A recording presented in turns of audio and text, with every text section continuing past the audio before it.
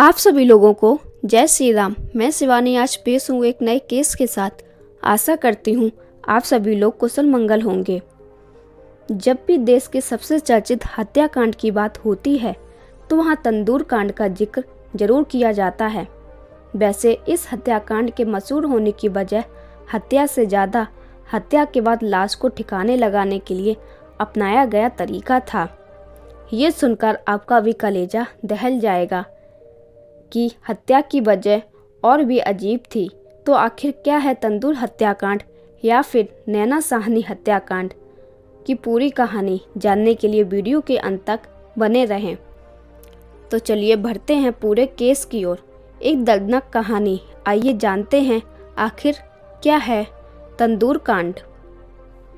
अचानक इस सरकारी क्वार्टर के फ्लैट नंबर 82A से गोलियां चलने की आवाज़ आती है। पड़ोसियों को लगा कि शायद किसी ने पटाखे छोड़े हैं, लिहाजा कुछ देर बाद हर तरफ खामोशी छा जाती है।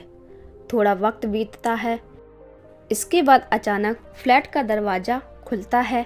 एक साया पॉलीथीन में रखी हुई कोई वजनी चीज़ घसीटता हुआ फ्लैट से बाहर निकलता है। बाहर एक कार खड़ी थी। साया पॉलीथीन को उठाकर कार की डिक्की में रखता है और फिर डिक्की बंद करके ड्राइविंग सीट पर बैठते ही कार को तेज़ी से भगा ले जाता है। रात के करीब 9:30 बजे ITO पुल अंधेरा गहराता जा रहा था और सड़क पर धीरे धीरे ट्रैफिक की भीड़ भी कम होती जा रही थी। कार चलाने वाला ITO पुल पर पहुंचने के बाद तेज़ी से इधर उधर देखता है। उसे शायद किसी खास मौके की तलाश थी, पर शायद वह मौका नहीं मिल रहा था। लिहाजा पुल के कुछ चक्कर काटने के बाद वो पुल के बीचों बीच किनारे अपनी कार रोक देता है। कार का इंजन बंद करता है और कार से नीचे उतरता है। दरअसल उसका इरादा कार की डिक्की में रखी पॉलीथीन को पुल के नीचे यमुना में फेंकने का था, लेकिन पुल पर अभी भी ट्रैफिक था।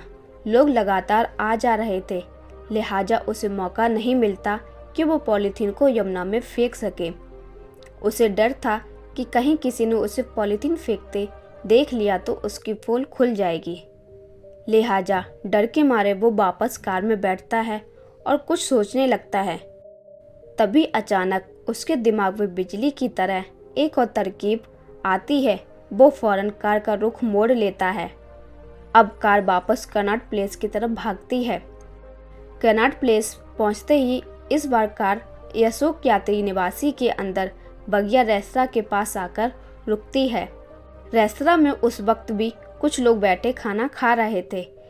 कार रेस्तरां में पार्क करने के बाद कार से वही शख्स उतरता है और रेस्तरां के मैनेजर केशव के पास पहुंचता है। दरअसल कार चलाने वाला कोई और नहीं बल्कि दिल्ली यूथ कांग्रेस का प्रेसिडेंट सुशील शर्मा था और ये रेस्तरां तब सुशील शर्मा का ही था। कार से उतरने के बाद घबराया सुशील शर्मा केशव से फौरन रेस्तरां बंद करने को कहता है। इसके बाद ग्राहकों के वहां से निकलते ही रेस्तरां की बत्ती भी बुझा दी जाती है, पर रेस्तरां का तंदूर अभी भी जल रहा था। कनॉट प्लेस के इस इलाके में तंदूर का धधकना या तंदूर का जलना रोजमर्रा की बात थी।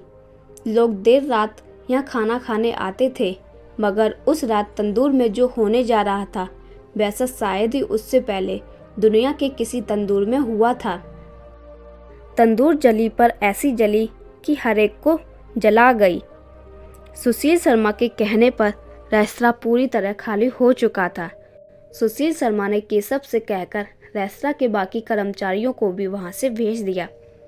अब अंदर सिर्फ रेस्तरां का मैनेजर केशव और सुशील शर्मा थे। इसके बाद सुशील कार की डिक्की से पॉलीथीन बाहर निकालता है। पॉलीथीन में एक लाश थी, एक महिला की लाश।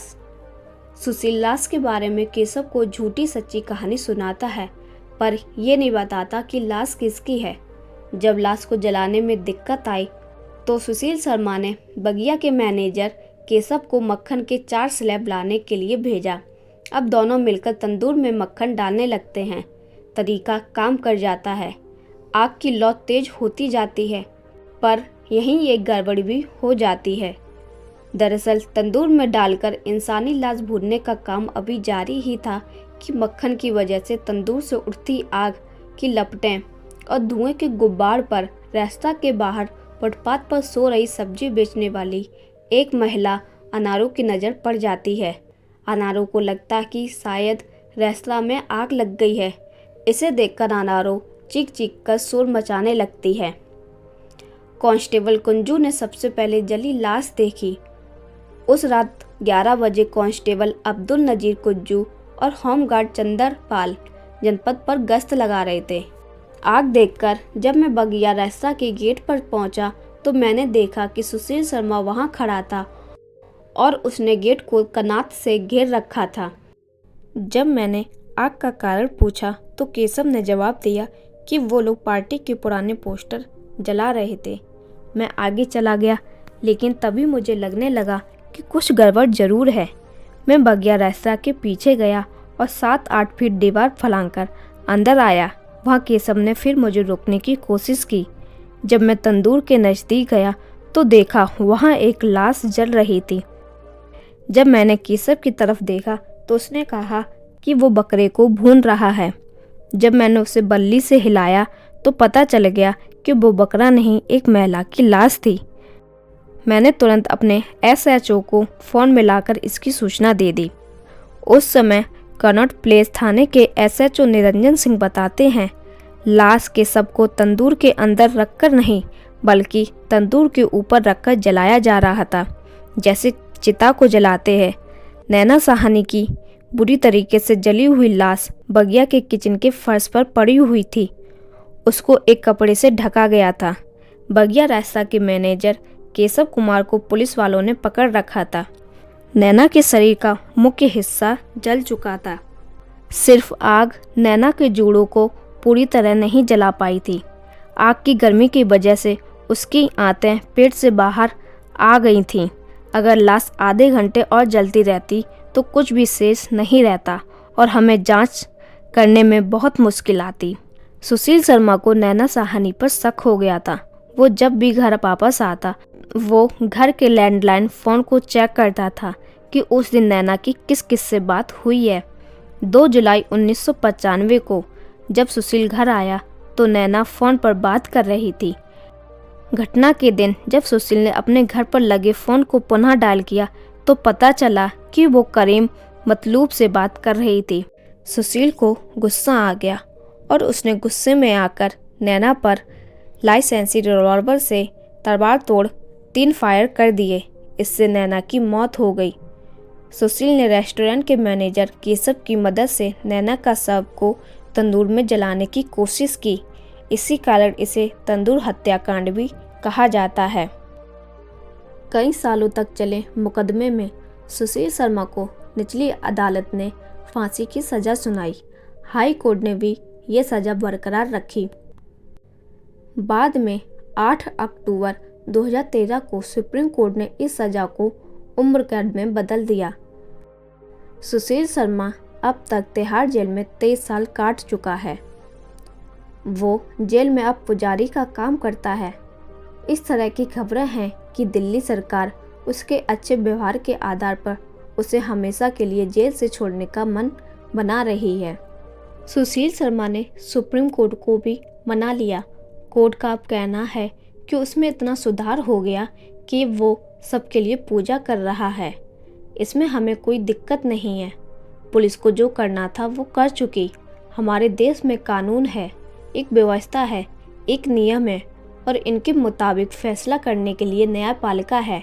वो इस बारे में क्या सोचते हैं ये उनका विशेषाधिकार है। भारतीय अपराध जगत के इतिहास में तंदूर हत्याकांड को सबसे जघन्य और क्रूर अपराध की संज्ञा दी जाती है। इसका इतना व्यापक असर था कि बहुत समय तक लोगों ने तंदूर में बना खाना खाना छोड़ दिया था। आप लोगों की इस पूरे केस के बारे में क्या राय है हमें कमेंट सेक्शन में ज़रूर बताएं। अब मैं आपसे विदा लेती हूँ। फिर मुलाकात होगी एक और नए केस के साथ। तब तक आप अपना और अपने परिवार का ख्याल रखें, सतर्क रहें, सावधान रहें, सुरक्षित रहें और देखते रहें ट्रू क्राइम। धन्यवाद।